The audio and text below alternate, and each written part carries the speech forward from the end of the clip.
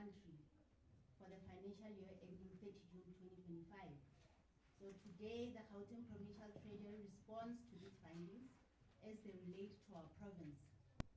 And without waste of time, I now invite the Honorable MEC Nkululeko Dunga to address us. Thank you. No, thank you very much, Riva, who is also the program director, spokesperson in the office. Ngibingelele, the senior management of the Gauteng Provincial Treasury, led by the ever-reliable Ms. Numi Samnyani, leaders and residents of Makause, members of the media, the people of Gauteng. Good morning to you all. A month or two ago, we stood at Dubai Hostel in Soweto to account to the people of Gauteng on the state of the provincial finances. Today, we return to the people, this time to account for the audit outcomes for the 2024-2025 financial year. And we have deliberately once again chosen to do so here in Makause Informal Settlement and not in a boardroom in Germiston Civic Center or a conference room in Fox Street. We are aware that this choice will unsettle some. We are aware that some will ask why a briefing on audit opinions on qualifications and disclaimers and material misstatements is being held on a dusty road between corrugated iron structures rather than in front of a PowerPoint screen.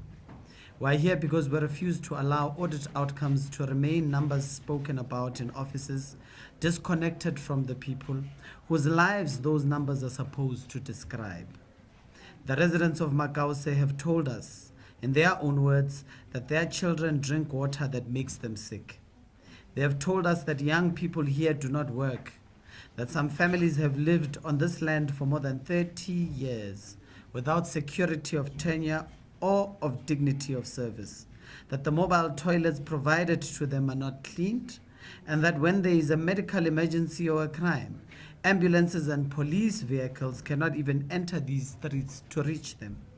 We have come to say to the people of Makause and to the people of Gauteng what the Auditor General calls a qualified audit opinion, what the Auditor General calls material irregularities, what the Auditor General calls going concerns uncertainty, is not an abstraction. It is Makause Informal Settlement. It is the water your children drink. It is the toilet that has not been cleaned in weeks. It is the ambulance that cannot reach your gate. From today, we will not permit these audit outcomes to be discussed as though they exist apart from the informal settlements, from townships and communities of the Gauteng province. Gauteng has 11 municipalities. 3 metropolitan municipalities, 2 district municipalities, and 6 local municipalities. Overall, the audit outcomes of our province are regressed in the 2024-2025. Six of the 11 municipalities received unqualified audit opinions with findings. 2 received clean audits with findings, with no findings at all, and 3 received qualified audit opinions. We must commend Midvaal Local Municipality and the West Rand District Municipality, which sustained clean audit opinions for 13 and 2 consecutive years respectively. Proof that clean governance is possible in this province when leadership commits to it. Audit opinions for Mogale City, Rand West City, Sidibeng District Municipality, and Lesedi local municipalities remain unchanged at unqualified with findings. We must single out Mogale City for opening this financial year with a zero balance on unauthorized, irregular, fruitless, and wasteful expenditure. That is worth celebrating, but celebration cannot mean amnesia. A zero opening balance does not erase what was stolen or misspent in the years before it, and will continue to insist that money lost to irregularities and unauthorized expenditure in Mogale City's past is accounted for and, where possible, fully recovered. We must also speak plainly about Lesedi. The frustration of the people of Lesedi with the state of governance in their municipalities are real, and we do not dismiss them. What we cannot and will not condone is the burning of the mayor's house. We condemn that act without reservation. Anger at governance failures must find its expression through accountability, through the ballot, through organized community voice, never through arson, never through violence against any person. The city of Tshwane, Merafong City, and Mfuleni local municipality also remained unchanged and qualified. Tshwane alone has accumulated 12.17 billion in irregular expenditure, 5.22 billion in unauthorized expenditure, and 3.61 billion in fruitless and wasteful expenditure over the 4 years, the highest irregular expenditure of any municipality in this province. Tshwane's unauthorized, irregular, fruitless, and wasteful expenditure means that water losses of 5.2 billion and electricity losses of 10.4 billion continue year after year, while residents in Soshanguve and Mamelodi carry the cost of infrastructure that leaks more than it delivers. We welcome the write-off of Mfuleni's Eskom debt this year, a step that eases enormous pressure on municipalities that have struggled for years under the weight of historical debt. We say plainly that a debt write-off is a second chance and not an achievement. Mfuleni must use it to change how it manages public money, not merely to breathe more easily under the same practices that got into difficulty in the first place. Our two largest metros, the city of Johannesburg and the city of Ekurhuleni, both regressed this year from unqualified to qualified audit opinions. We will not soften this. Johannesburg has accumulated 6.55 billion in irregular expenditure, 6.81 billion in unauthorized expenditure, and 400 million in fruitless and wasteful expenditure, all over 4 years. Johannesburg unauthorized, irregular, fruitless, and wasteful expenditure means that a landfill site was mismanaged to the point of harming the public. It means that a bus station stands underutilized while commuters in Soweto and Alexandra wait longer for reliable transport. It means that a water source was polluted in the very year residents needed clean water. Of the two, Ekurhuleni's regression is more alarming, and we say so without apology. This is a metro where 620 million in irregular expenditure has piled up over 4 years of this administration, where 400 million in unauthorized expenditure was incurred in a single year alone, where 80 million in fruitless and wasteful expenditure was accumulated over 3 years, where a panel of ICT service providers was found to be colluding on price, costing the metro 6.99 million more than the necessary amount and producing 37.68 million in irregular expenditure in just a single year. This is a metro where the Auditor General found not one, but 3 separate material irregularities involving the pollution of water sources that harmed the public. Ekurhuleni's unauthorized, irregular, fruitless, and wasteful expenditure means that today the people of Makause, where we are, continue to live without clean water, without a toilet that is cleaned regularly, and without a road that an ambulance can use to reach them. This is not mismanagement, it is more than just that. What this means in simple terms, there was an error in the money owed to the city that nobody bothered to fix, even after the auditors pointed it out directly. The city has almost no cash on hand to cover its own bills. It takes 175 days to pay suppliers who keep this metro running, when it should take 30. It takes 640 days, nearly 2 years, to collect the money residents and business owe the city. Water losses under this administration stands at 5.02 billion, more than 30% above the acceptable norms, and electricity losses at 10.55 billion, more than 10% above the norm, year after year after year. There is no version of sound financial management that tolerates numbers like these. And when the Auditor General put these findings to the metro, Ekurhuleni disputed them. It fought its own auditors rather than fix its own books. not in a way that would encourage municipalities to robustly engage AGSA, but by continuing to challenge findings even after disputes were resolved against it. The city has now admitted for the first time that it is not confident to keep operating without help. Moody's has downgraded its credit rating in response, warning openly that the risk of financial collapse is real. We do not regard this as an unfortunate set of numbers. We regard it as a serious failure of leadership. In Johannesburg's case, the regression came with 11 material findings, its own going concern pressures, and a downgrade by Moody's as well. The root cause in both metros is the same: failure to enforce basic controls, unreliable IT environment requiring constant and manual correction, slow audit action plans, weak consequence management, and a continued reliance on the annual audit itself to catch errors that should never have been made, according to the Auditor General. 3 municipalities, the city of Ekurhuleni, the city of Joburg, and Mfuleni local municipality, formally disputed their audit findings this year. Every one of these disputes was resolved against the municipalities. Across the province, the quality of financial statements regressed even further, with 2 additional municipalities qualified in this cycle. Only 42% of our municipalities submitted good quality performance reports, unchanged from the previous year.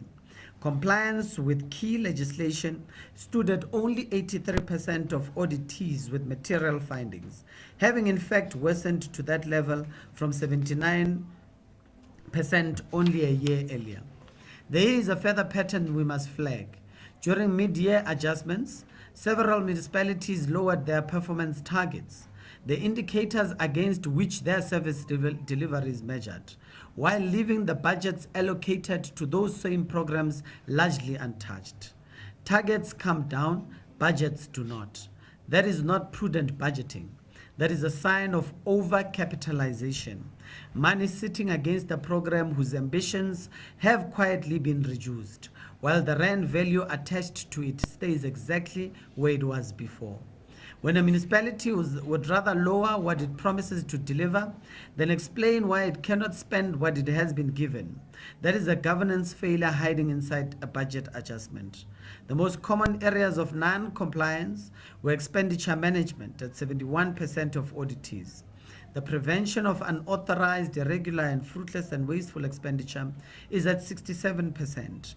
Material misstatements and financial statements is at 54%. Procurement management at 38%.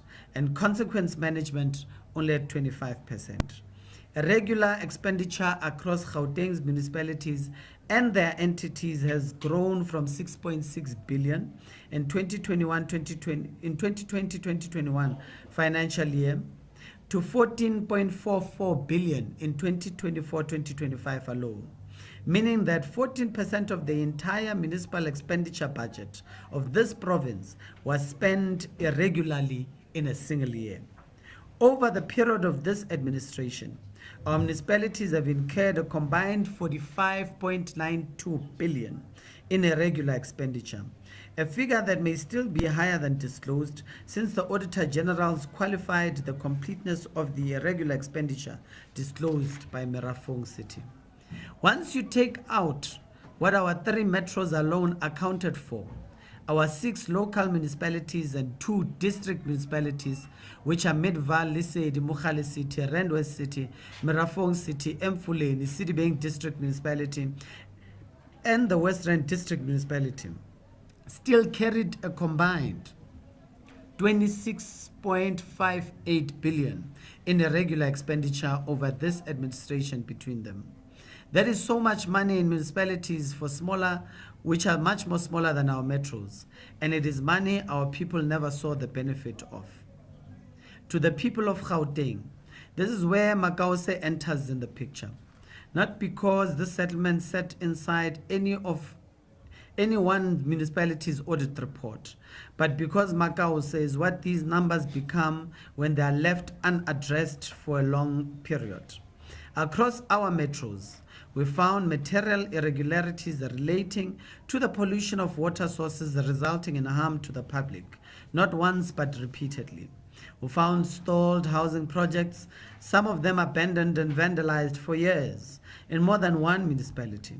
We found procurement panels compromised by collusive bidding. None of this is unique to any single municipality standing accused today. It's just simply a pattern. What we are saying without hesitation is that a province whose municipalities cannot keep financial statements free of material misstatements, cannot collect debt owed to them, and cannot manage public infrastructure without it being flagged as underutilized or unsafeguarded. We are saying that the province will continue to produce communities like Makause, places where children drink contaminated water, where mobile toilets go uncleaned, where 30 years pass without dignity, and where an ambulance cannot reach a gate. Makause is not the result of one municipality's failure. It is the result of what happens when a whole system of financial governance is allowed to decay. Let us also be clear. Makause is not unique, and it does not stand alone. What we see here is no different to what we would see if we stood in Kuchong and Soshanguve in Alexandra and Nisekelo. The same pattern repeats itself across this province. And what makes this pattern unforgivable is that Gauteng is not a poor province. This is a province with capital, and the Auditor General has found again and again that we are not channeling these resources effectively enough to deal with the challenges of our people and what they face. This is not a story about the absence of money. It is a story about the absence of discipline in how money is spent in our municipalities. Consider the Clayville Extension 45 social housing project, not too far from here, implemented through EHC at an estimated cost of 229 million, meant to deliver 452 social rental units to the people of Tembisa. 4 contractors have come and gone. 113 million of public money has been spent. Not a single unit has been handed over to a resident, and this is contained in the Auditor General's report. The site now stands vandalized. Its floors and staircases are now collapsing. This is one example. It just could easily have been a project in Johannesburg, in the city of Tshwane, or anywhere else in this province where accounting officers have failed to secure funding, monitor contractors, and finish what they have started. Every rand lost this way, wherever it is lost, it is a rand that does not build a clinic, does not build a tarred road, or clean a toilet in places just like this one where we are today.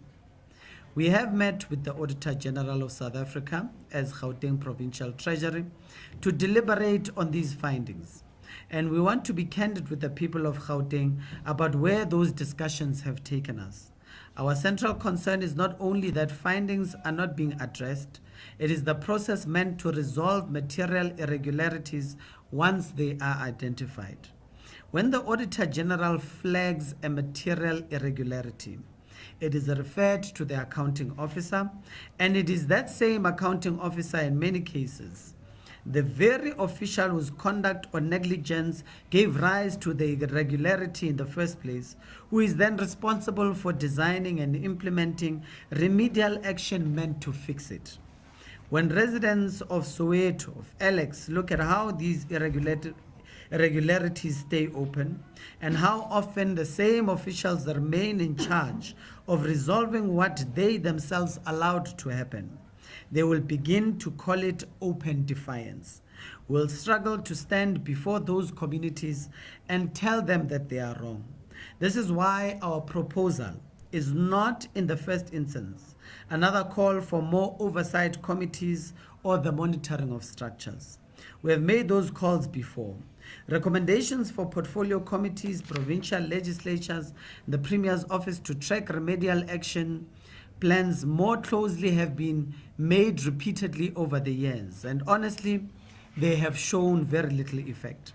What we need instead is for the Auditor General to bite harder, to use more assertively and more often the referral and binding remedial powers it already holds, rather than being concerned with what other oversight bodies are doing. The Auditor General's mandate is not simply to produce a report once a year. It also exists to strengthen our constitutional democracy, and that mandate is best served when material irregularities are resolved quickly and by people other than those who have caused them. We are therefore proposing shortened time frames between the indication of a material irregularity, particularly one with a direct bearing on service delivery, and the point at which consequences are enforced, including instances where a municipal manager must personally repay public money lost through negligence or recklessness, and will also ask work on legislative proposals as we committed during our meeting with Auditor General of South Africa. Municipal managers must know before they accept these positions that they will be expected to perform maximally, and that the comfort of an open, unresolved irregularity without consequence is no longer available for them. We make this proposal fully aware of how far-reaching it is, but we ask the people of Gauteng to weigh it against what unresolved material irregularities have already caused Makause: repeated fundings of water pollution, a housing project that has swallowed 113 million and delivered nothing, and a metro whose own financial health is now assessed as unfavorable. A system that cannot close out its own material irregularity quickly enough is a system that fails the very communities it exists to protect. Ladies and gentlemen of the media, we cannot speak about audit outcomes honestly without speaking about what compliance now costs some of our own.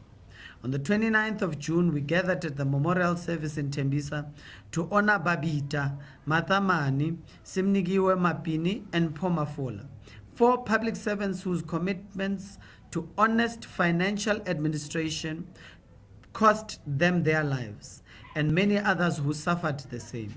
2 of them, Mpomafole, Chief Forensic Auditor, and Simnigiwe Mapini, an adjudicator in the Finance Department, served this very city that we are at today, whose audit outcome we present today. We see the killing of these officials as directly linked to the deterioration of potential outcomes across our municipalities. Compliance is becoming too difficult, too costly, and in the worst cases, that cost is a life. Every finance officer who refuses to sign off a suspicious payment, who raises an irregularity, who insists that a bid evaluation be conducted fairly after probity, is going down the same road that claimed Mpo and Simnigiwe. When we allow governance to decay to a point where pollution of water, collusion procurement, and collapsing housing projects are treated as routine findings rather than urgent crises, we make it easier for the officials who try to stop these things from becoming targets. We owe it to their memory and to every honest official still doing their work to close that terrain and not to widen it. We must all fight for open, accountable, corrupt-free government and a society without free of victimization by anyone, including state agencies. Going forward, the Gauteng Provincial Treasury will intensify the AFS Accelerator Program across our municipalities, requiring interim financial statements so that misstatements in receivables, assets, and other line items are identified and corrected long before the annual audit begins, rather than discovered by the Auditor General after the fact. This will be reinforced by targeted training on GRAP and asset management requirement, so that fixed asset registers are credible from the outset, and by escalating unresolved technical disagreements to the Accounting Standard Board, to the Auditor General and the National Treasury Forum, instead of allowing them to resurface as repeat findings year after year. We will strengthen our monitoring of unauthorized, irregular, and fruitless and wasteful expenditure reduction strategies at every municipality, supported by capacity building workshops on UIFW management, bid committee processes, and the functionings of MPEC and the disciplinary boards. will review supply chain management policies across the province and conduct supply chain management compliance assessments to identify risks before it becomes another irregular expenditure disclosure, with particular attention to the kind of panel arrangements and IT control weaknesses that the Auditor General flagged this year. Will place advisors at municipalities that need them the most, will attend to audit steering committees and OPCA meetings where prior year findings are meant to be resolved, and finalize the asset management steering committee to close out the risks around infrastructure reporting once and for all. On a quarterly basis, we will assess the functioning of internal audit units and the audit committees at every municipality and share what is working and what is not through our internal audit and risk management forum every 6 months. We'll convene together with COGTA and the Office of the Auditor General the audit preparation workshop, at which the roles of every municipal manager, CFO, audit committee chair, and chair audit executives across this province will be clearly set out ahead of the 2025-26 audit cycle. We'll conduct targeted oversight visits to stalled infrastructure projects across the municipalities, Clayville Extension 45 amongst them, and will insist on monthly and not annually reporting on the implementation of Section 131 audit action plans, so that a finding raised in July is not still open the following July. We're also going to introduce an Auditor General's finding tracker, a single system through which every material finding, every material irregularity raised against a Gauteng municipality can be followed from the day it is identified to the day it is closed, so that neither this treasury nor the public has to wait for the next audit cycle to know whether a finding has actually been resolved or not. We've also finalized the filling. We're also to finalize the filling of the position of the DDG for municipal finance in this treasury, so that no void is left at the very level responsible for holding municipalities to account, so that there is always a named accountable official carrying this work forward with the mandate. Protecting the officials who do this work honestly must be part of this program of action and not an afterthought to it. We'll continue to work with municipalities across Gauteng to ensure that finance officers, forensic auditors, adjudicators, and bid committee members are not left exposed when they raise their irregularities we have outlined today. To the people of Makause, we came here because your water, as repeated, your toilets, your safety, and your 30 years of waiting are the true measure of whether our audit outcomes mean anything. A qualified audit opinion that does not change your circumstances is worth nothing. Our task and the task for the city of Ekurhuleni, the city of Tshwane, Johannesburg, Mogale City, Lesedi, Emfuleni, Midvaal, and other councils is to ensure that the next audit outcome we present from the Auditor General is the one that you can feel in your own street, in your own tap, in your own clinic, in your own life. We will work towards this objective and report back to you regularly. I've got the utmost confidence in the team that is before me that working with the departments and working with the municipalities will foresee effective change in the next cycle. I thank you.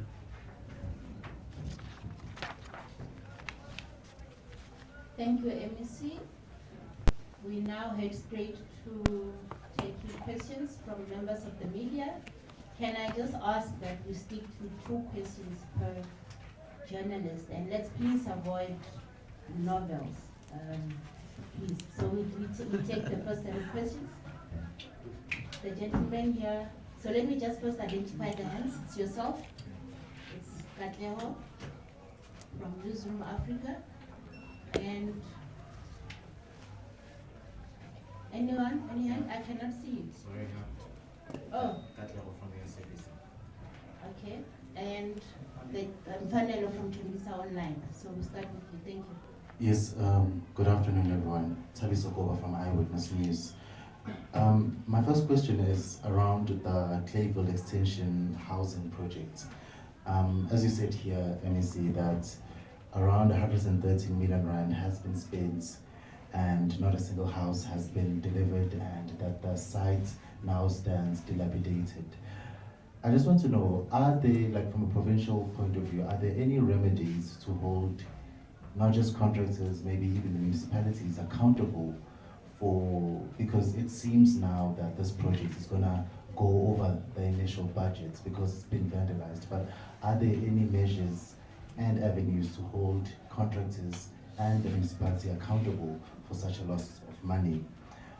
My second question is it's around the oversight measures. As you hear, is that there has been a regression, and I think you've summarized here that over the past 4 years, a lot of municipalities continue to increase their irregular and wasteful expenditure. We haven't been, it's not the first time that we've been here a number of years on these kinds of media briefings where there's a number of interventions that are mentioned. It's the early submissions of financial statements, audit steering committees, etc. I just want to know, maybe looking at obviously that the political administration is coming to an end, what has failed in these previous interventions in terms of improving the audit outcomes for municipalities? Thank you. Thank you very much. It's Katleo Sohoto from Newsroom Africa. MEC, you've spoken about stronger consequences for municipal managers. What does that actually look like in practice? Who will enforce that? And at what point during underperforming officials do they face removal rather than warnings and other interventions? And then just, I guess, at the back of my colleague's question, you know, when audit outcomes keep deteriorating, at what point does political leadership also carry direct accountability for these failures? Good morning, Katlego Logoti here from the SABC. I just wanted to get a sense of how the Auditor General's findings tracker is going to work. How do you see it being practicalized? At the same time, I just wanted clarity on the role then of the Department of COGTA. I don't see MEC Jacob Marbolo here. How do we see them fitting, you know, within the work that you're doing as part of the Gauteng, government to more or less arrest some of these challenges that you've experienced at municipal level? Thank you.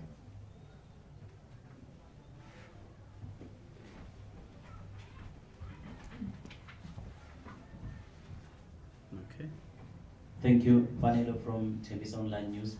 MEC, I just wanted to find out, is there any maybe penalties for the government who works with perhaps local business or wherever, where now when the people are supposed to be paid, there's delays.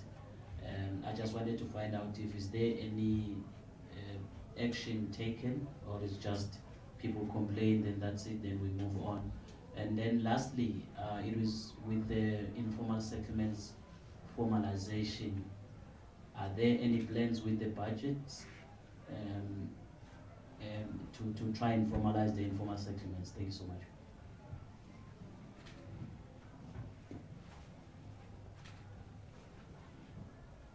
Thank you for the questions.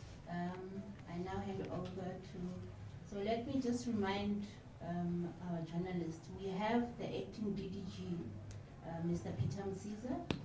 He's responsible for the municipal finance, so he knows all these municipalities from the palm of his hand, and I'm sure that we are in good hands and the questions will be answered appropriately. And we also have the head of department, Ms. Nisa Nyani, and of course with the MEC. MEC, you can. No, thank you very much. Appreciate and welcome the questions. Before we close it off in terms of this round, we'll allow HOD through you. We can just respond to some of the questions that you can respond to. Thank you.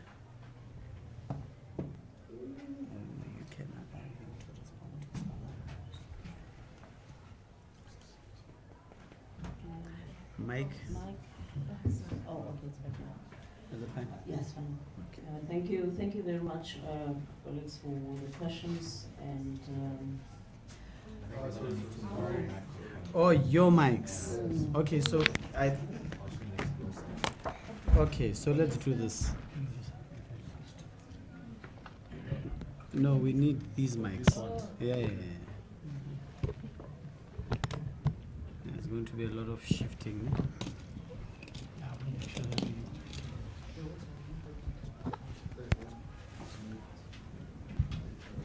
Yeah, we're not advertising Aquila.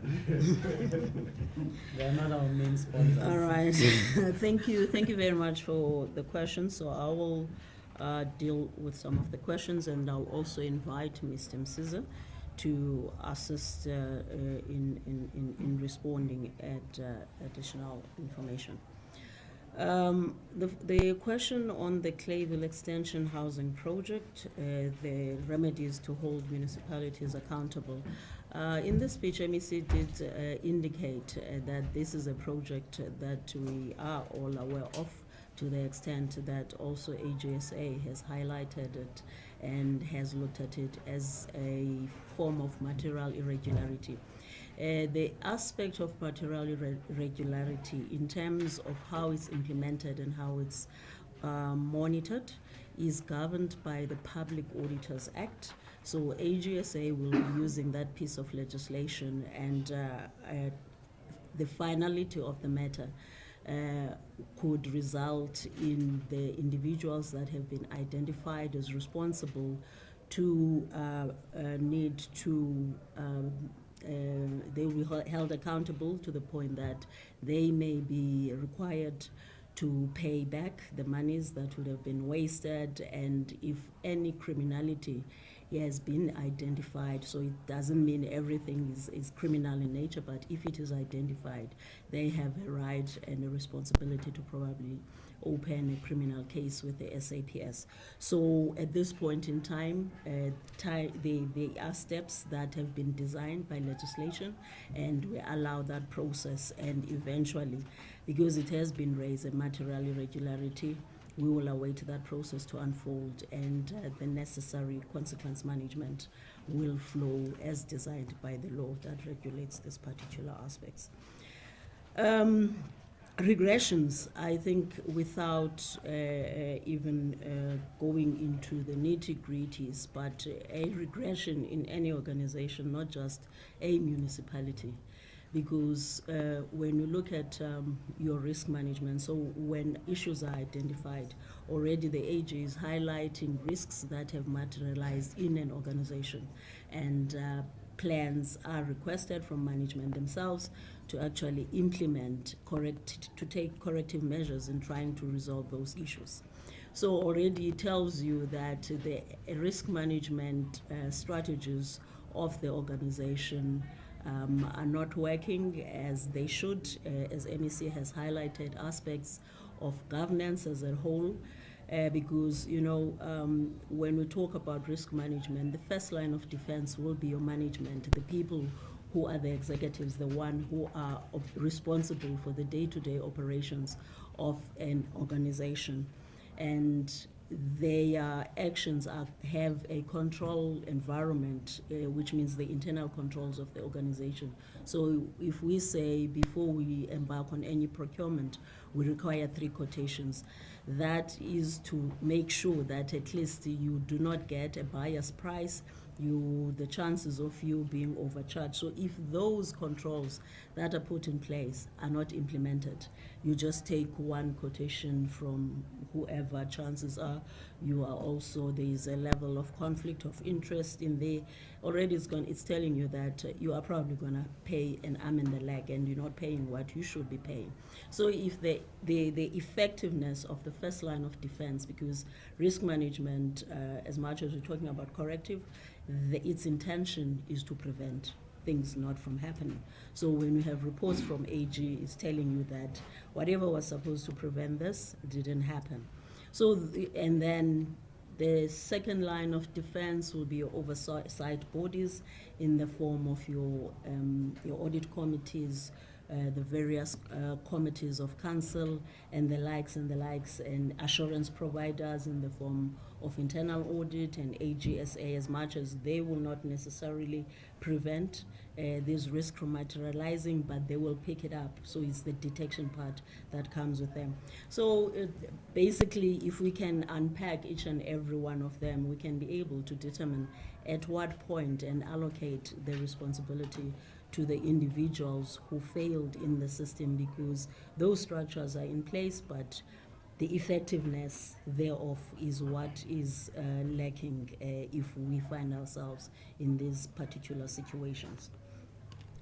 Consequence management, what does it look like? I think consequence management will be informed by the irregularity that has happened. So it can move from, we are guided by our bargaining chambers and council on the side, as much as today we're talking about municipalities, but on the side of the province, the public service, that then they look at what is the nature and the extent of the irregularity that would have been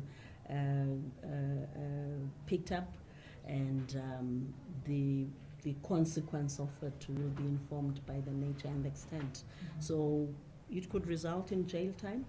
It could result in repaying the monies of the state, because I think that is what the Public Auditors Act is also strongly advocating for, that it can't just be a slap on the wrist, but we need to take it to another level and make sure that people appreciate, or the executives that run the municipalities appreciate, that their actions have consequences. I'll leave the part of the political accountability to MEC, and then maybe Mr. Msiza, we can talk to the issues of the payments of the, or maybe we can start with the tracker, the AGSA tracker, and also the role of COCTA. And on the part of the delayed payments, I think MEC would be, I'll leave it to MEC. There is a plan in place in how we are tackling this aspect. It's something that we also are appreciating as a treasury, that it is counterproductive, because these are the businesses that are supposed to stimulate the economy. So if we do not pay their invoices after they have employed people, it becomes, especially for a treasury, it means a lot, because we are very interested in the performance of the economy, because we know what the spin-offs will be if we not the social package that we have to offer to the citizens is reduced, meaning it is reduced by employment being available, more people being employed, rather than us having to have the responsibility of taking care of the group of our communities that we refer to as indigents, because we have the responsibility, as far as the Bill of Rights are concerned, that where people cannot take care of themselves, then as a state we have the responsibility to actually do that. And so MEC will, I think I'll leave it to him to just outline some of the plans and the strategies that we've been working on, and he will shortly introduce it to the public. The issue of the formalization of informal settlements. I think, as we all know, the informal settlements is one of the priorities that even our Premier did make, that we are working on eradicating informal settlements. That is the ultimate goal and vision. So it is something that's on our, that is the ideal plan that we are working on as a state, because we appreciate that, if we look at the Sustainable Development Goals and generally the Bill of Rights, the conditions that people live under when it comes to informal settlements are not ideal. Hence, in certain instances, because there are processes, you will need to get land where you develop these formal communities. If you've seen in other places, if this will be the land that will eventually, this is where the township or the community will be established. The individuals from this area will find alternative accommodation, because we need to prepare the land to be ready for building of houses in the form of your bulk infrastructure. So, you know, if bulk infrastructure, especially when it comes to water, it's not something that you can install or put in place when there are people that are residing in the area, as it talks about the underground. We bring in place issues of sewer, electricity, and the likes. So, and then the necessary processes of the municipality should be in place. So this becomes a joint responsibility between the provincial government, the Department of Human Settlements, together with the municipalities, and they have to proclaim a township and make sure that the necessary requirements for whatever build you want to put in place is the area not dolomitic, and the water clogging that's in place, you're not interfering with any infrastructure. So definitely the ultimate goal is to formalize informal settlements, as the Premier has indicated, but it takes the necessary and the various processes to actually create a formal establishment and a township. Let me invite Mr. Msiza.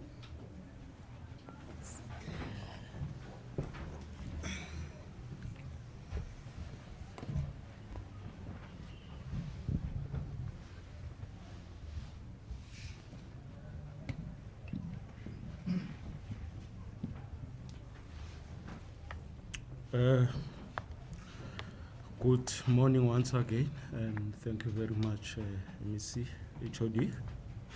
I'll start with the AG's tracking system, which basically, as MEC alluded, it's a single system to be able to track the material findings as observed by the AG.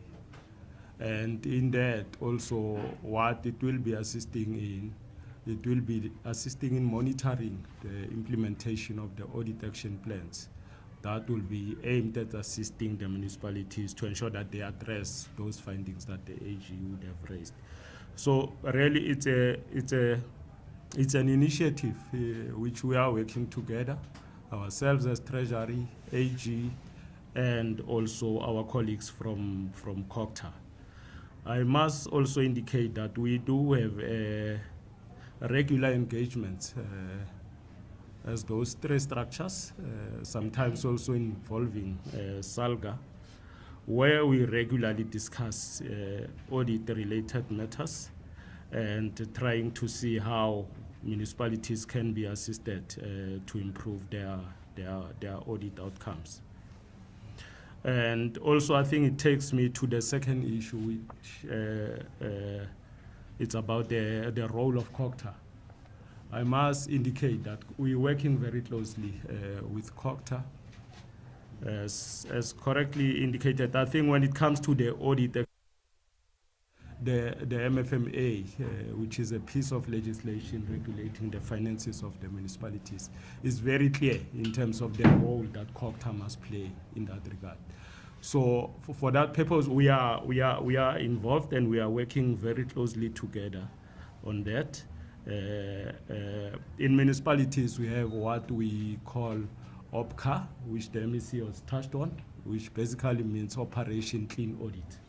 And then there are regular engagements as part of assisting municipalities to moving towards improving their audit outcomes.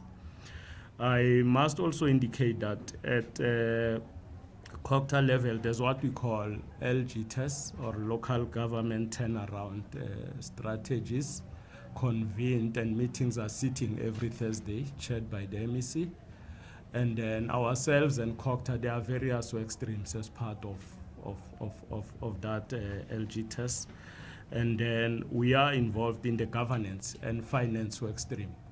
And part of the responsibility of that work stream is to track exactly the issues of audit and trying to assist municipalities in implementing the audit action plans as part of the support towards improving their audit outcomes. Thank you very much, MEC. I think I'll pass here, Judy. Thanks.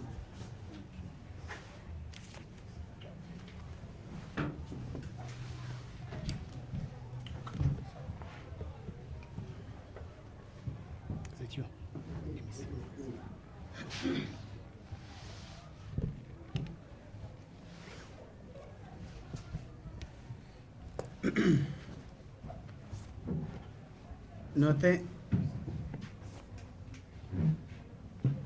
No, thank you very much, HOD and DDG for the responses. I think they were extremely comprehensive for everyone to fully understand.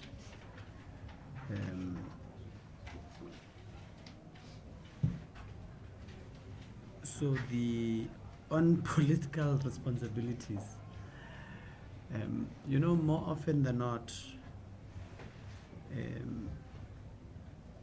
is the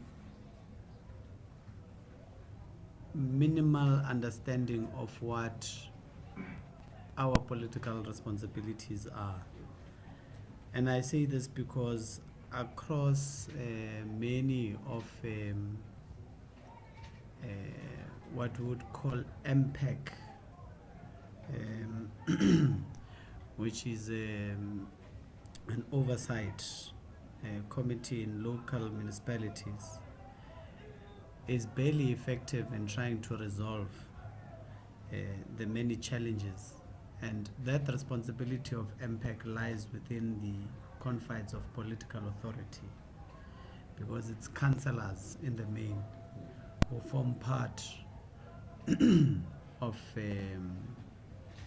that and of that committee. And what I mean, as a former chairperson of MEC myself, I would be able to say that some of the biggest challenges that we get to experience in that space is the failure to track not only resolutions but the reports themselves, which gives longevity to many of the findings that we would know as historic UIFWs. So we're happy because I think SALGA in the main has tried at most to capacitate a lot of local municipalities, particularly in finance, but specifically as well in terms of municipal accounts committees. And we're starting to see the work. That's why we're able to acknowledge the great work in Makause City that has taken place in the past financial year. But also the idea of speaking out and continuously calling off that which we have identified as a wrongdoing from a political office should be a standard and a norm, and not be seen as taboo or a taboo conversation to have. I think the HOD has spoken at length about particularly section 32, which holds people to account in the main, and people should be held to account. In terms of the penalties for government, the biggest risk is that of litigation more than anything. And that's a huge risk for the state. And obviously the economic knock-on effect that the HOD has spoken about, that we collapse businesses on the basis of not paying them. And these are municipalities, and we must take the fair share of the blame ourselves as a provincial government for not having adhered to the PFMA as well in some instances, although in majority of instances we've actually conformed to it, is the risk exposure to litigation. by service providers, who then go obviously to courts to compel us to make the necessary payments, and equally as well, we incur additional outside of that on the basis that now we even have to pay for legal costs at times associated with what we should have ordinarily been obliged to pay prior to even a request legally. That then, so all those legal monies can be attributed, by the way, to fruitless and wasteful expenditure and quantified as such. So that's the biggest challenge. And some of the interventions that we would have introduced as the provincial government, and I think the HOD and the team has done great work, would include the ring fencing, you know, of the budget, and as well ensuring that there is no purchase order that can be logged into the system if there is no budget. You know, if a certain project or good and service is budgeted for and there is no money within that line item of you, or you have exhausted that allocation, then you can't procure. So that we just stop the risk of potentially allowing a process of procurement, knowing very well that we'll not be able to fulfill our obligation of payments. That's in the main. But also the great idea of complete migration from the manual purchase order system to online, so that we are able to monitor on a day-to-day basis in terms of purchase orders and the financial management of departments and so forth, has yielded the necessary results. And once municipalities absorb and take through the same programs that we would have initiated, even at a provincial level, and we compel them towards that particular direction, we should be able to see results. And it's well within our confines and duties, at least enlisted in the respective legislation, because we have a duty as the Treasury to ensure that there is compliance and monitoring of municipalities, that the budget composition and the process thereof is in line with the relevant legislation, and that there are interventions as and when required financially, as well as the building of capacity. That's why we're able to say that we should be able to send out our own financial officers to assist those municipalities that find it difficult to assist. And this is all in the greater context of intergovernmental relations, because intergovernmental relations does not only exist through a hierarchy. It can also be it's both vertical and horizontal in character. And our engagements, as the DDG has already stated, with CORTA and so forth, requires us to always have continued discussions and resolves to how these matters of local municipalities will be addressed. I think in the main, most of the points and the questions that would have been asked would have been covered. Thank you very much. Thank you, MEC. And through you, MEC, I think we must put it on record that CORTA was invited. Nkululeko from SABC News, you asked why is CORTA not here. They were invited, but they didn't show up. Reasons known to them. So I'm going to hold you to it. You must please, when we leave here, you go and you ask them, why were they not here? Because one of the things that the AG has highlighted was that both at national and provincial level, we ought to prioritize building capable institutions through intergovernmental collaborations. So I'm gonna hold you to it that you ask them. Can we take a second round of questions? It's yourself, sir. Skatleo from Newsroom Africa. Katleo Lohodi from SABC News. Do you have someone? Okay, I think we're good to go. Thank you. Thank you, MC.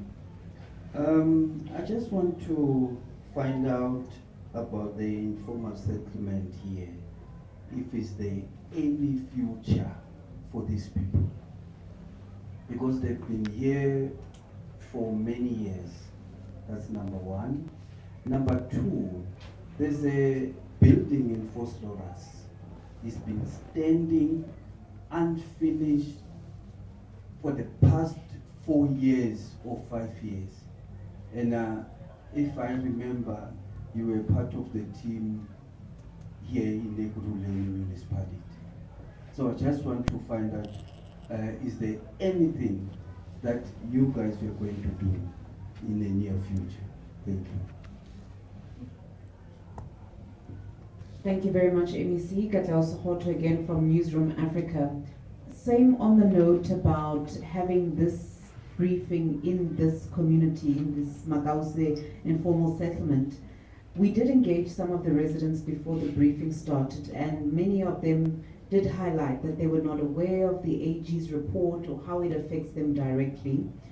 Does this perhaps not point to perhaps a disconnection between government's work and its reporting and the lived experiences on the ground?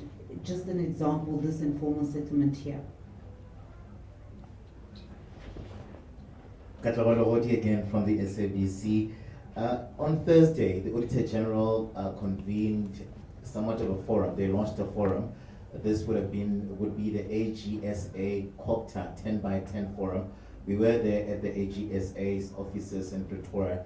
And one of the things that worries her would be the issue of reliance on consultants, where some of these municipalities are concerned, and the timely, submission of statements.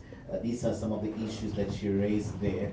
What are you doing, or what are you looking to do to ensure that at least you do away with the lack of reliance on consultants, especially when there are people in place in some of these municipalities to deal with audits and the likes? How do you see this playing itself out moving into the future as per your program of action?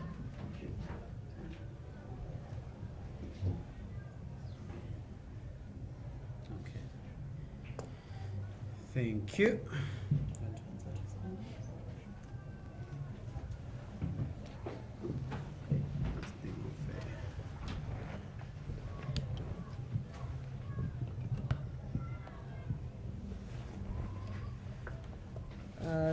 Thank you for the questions. I'll start with the last question, the concerns that are being raised by AG.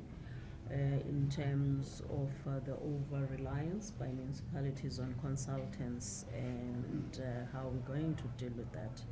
So I think yes indeed, it is something that is there, and when the gap is identified, we then look for a solution, because in certain instances, there will be the gaps. For an example, depending on where a municipality is located, there are sometimes challenges in terms of recruiting and retaining the personnel in that regard. And we will then have a look at how can we support them, firstly as the team treasury, but then on the other side is that we exercise oversight, so we can only advise but not execute. But in instances where the consultants are in place, what we insist on is the aspect of the skills transfer, so that at some point in time the municipality is properly capacitated to deal with all the challenges and the tasks that need to be executed within the municipality. And I think what is also important is that if a gap is there, earlier on I spoke about risk management, we need to look for a solution.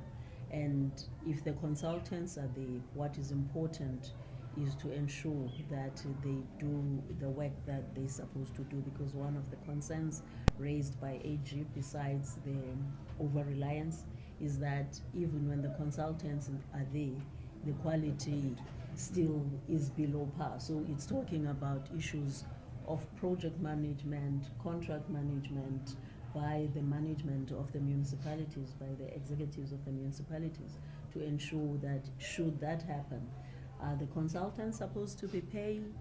Maybe it should be a condition that if it should pass the test of AG, what are the consequences for the consultant when AG comes up with findings? So it's also about how do we contract with these municipalities. So those are some of the guidances and the advices that we are bringing, we're going to be bringing on board. And unfortunately, some of the work that has to be done by the municipalities is driven by legislation. So if a CFO resigns or whatever, some people resign, we need to put an interim plan, because financials need to be submitted on a particular date as prescribed by the MFMA, and especially for the municipalities that are participating in the bond market, those non-compliances become real issues on the stock exchange. So, you need to weigh what is the risk and what is the cost to the municipality if you say, I am completely not going to use consultants. So I think we will always have an element of some supplement the gap, but the majority of the work, especially because we need to hold people accountable. Once the consultant is gone, they are gone. Even if when the findings, when AG comes and raises material irregularities, unfortunately, you are talking to the wrong people. So we need to have to say, if you bring a consultant, at what level, because it shouldn't, you do not, as the head of the unit, you should still be able to be held accountable. And how that happens is if you do proper project management and contract management when it comes to you utilizing the consultants. So the trainings that MEC was talking about is some of the interventions we're bringing on board to ensure that the staff in the municipalities are properly capacitated, and then we can reduce the reliance on consultants. At this point in time, we're talking about reduction, not completely eradicating, because we don't want to overpromise things. We need to look at the environment as we are handling that particular situation. On the part of the report by AGSA, maybe MEC you can also add in, but these, I know that there are structures in, because the report, it becomes a report of the municipality itself, and it's then, I think it's for us to take back the message to the municipalities, because remember, an audit report is the product of your IDP, your SDP. So you come to the municipality, to the community and figure out what do they need. And those needs translate into a plan. That plan results in a budget, and that budget is spent. Therefore, AG's report is the assessment of the expenditure of that budget. So the very same process that resulted in a budget coming up should probably be a similar process that gives back the feedback to the communities. So I think it's something that we're gonna look at and see if that circle is actually closed, because it now becomes more, you have ward councillors who report to, who will have representative in council in the municipality. So it's about managing that reporting aspect of things. Okay. Do you have something to add? Okay.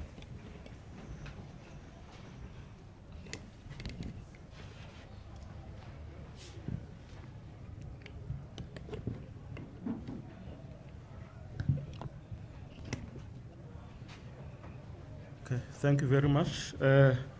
Yeah, I think HOD has dealt with the issue about over-reliance on consultants. And I think the emphasis there is that as a provincial treasury and working together with the national treasury, we do capacitation initiatives aimed at empowering or capacitating the municipal officials, because I think you are correct. The consultants will not be there indefinitely. At some point they'll have to exit the municipality, but I think for us the important thing is to ensure that when they exit the municipality is able to sustain itself in terms of performance. On the issues of the submission, which is, I think there's an indication it was raised as a concern by the AG. I think what is comforting for us in Gauteng is that all the municipalities in Gauteng, they've never missed the timeline for the submission of the AFS. We know the submission timeline or date is end of August each year. That's 2 months after the end of the financial year. So in that aspect, I think we've been doing very well. We can talk about other things in terms of the quality of the AFSs themselves and so on. But in terms of the timeline, we have never had a municipality missing the submission timeline. Thank you very much. No, thank you. Thank you, HOD, DDG. Yeah, I think many of the points would have been responded to. And I think we must say, you know, in our frank and honest discussion, even with the Auditor General, we had raised that issue of the time frame of escalation and the resolve of audit outcomes to be well within the time frames as stipulated in the legislation. Understanding that municipalities would escalate matters and that prolongs the outcomes of the audits. And the appreciation is that these are obviously certain isolated incidences, but definitely can be resolved within the time frames. In terms of the informal settlement here in Makause and the plan, I think the honest truth is that ours at a provincial level is to do budget allocations, appropriate, send them. Even municipalities through the Department of Human Settlements would do the allocations based on obviously their business studies, and the sustenance of any budget item as correctly put by the HOD would be heavily reliant on the IDP that would have been adopted, gone through a public participation process, and it's a 5-year plan. And the amendments obviously take place throughout the years based on budget allocations and the priorities that would have been identified by the relevant communities and those wards in the beginning of a administration. I say this, but also with the understanding that there would have been a motion adopted in terms of the formalization of informal settlements and all informal settlements, particularly in Ekurhuleni. But when you also look at the programs that are being initiated, even through the province, such as the Rapid Land Release Program, service stands, social housing, it's as a result of that, the move from areas where people cannot stay in, you know, where there's a high prevalence of crime, particularly, you know, here in Makause, Jerusalem, and so forth, where there's a lot of illegal mining and a lot of zamazamas underground taking place, and the moving of our people from those areas to a more habitable human settlement area is what we are seized with. In terms of the buildings in Vosloorus, you are referring to the one in Goldspot? Yes. It's a social housing project. One of the major factors at the time, and I'm in no way given a brief to speak on behalf of the city of Ekurhuleni, but in this case there was no bulk infrastructure development. So the buildings arose,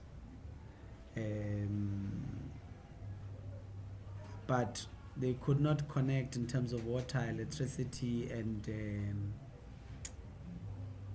and sewage, because they needed to use the expenditure in terms of the building of the top structure. So there was little consideration that there was including road infrastructure, because it's very dusty going even into that area.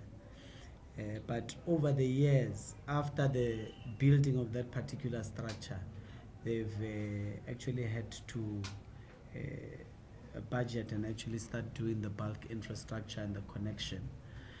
I don't know how far it is at this point, but I know that the main delay was as a result of that in that particular structure,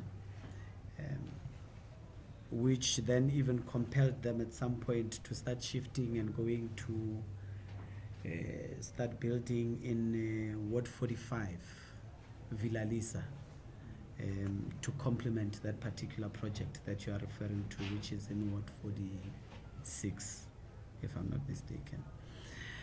And then the HOD touched on nicely in terms of reporting mechanisms in reference to the IDP, the budget, and ultimately the Auditor General's report. And that's exactly why, we're here for two reasons. One is for us to be reminded of the ultimate outcomes of the risks that have been identified by the Auditor General.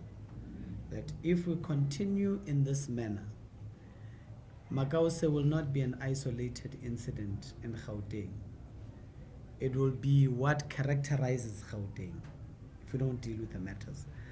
But also, it gives an opportunity to elevate the discussion and the understanding as to what is an AG's report, at least in the areas where it matters the most, which is at the ground level here.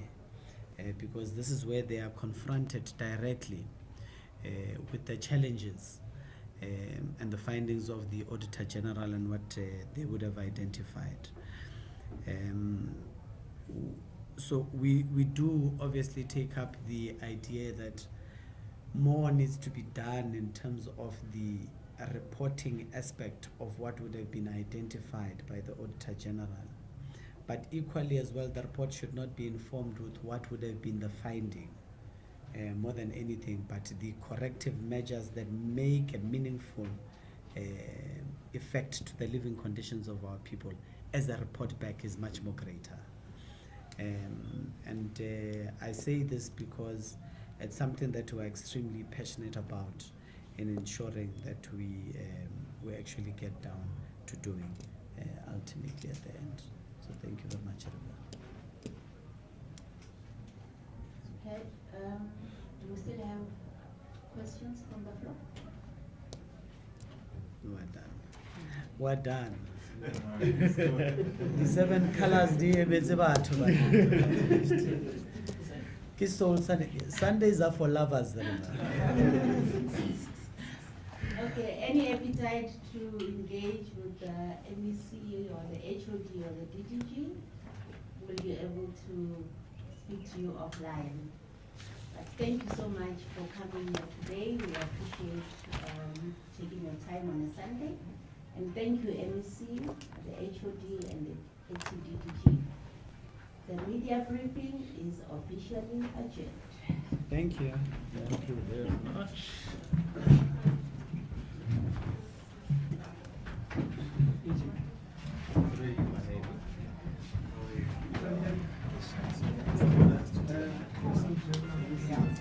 Ngiyaphila wena njani baba? Usambona? Yes. I'm well.